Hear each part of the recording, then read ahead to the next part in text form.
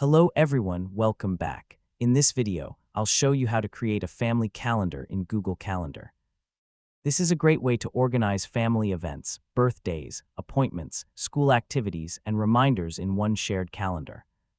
First, open Google Calendar in your web browser and sign in to your Google account. On the left side, find the Other Calendars section and click the plus icon.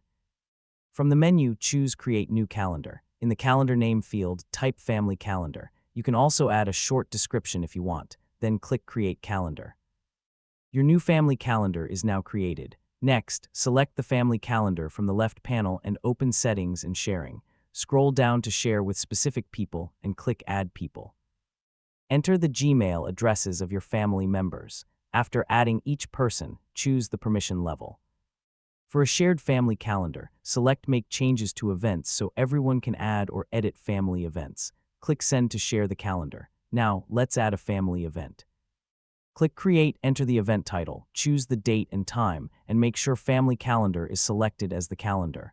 Then click Save. That's it. You have successfully created and shared a family calendar in Google Calendar.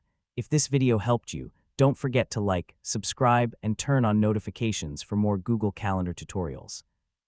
Thanks for watching, and I'll see you in the next video.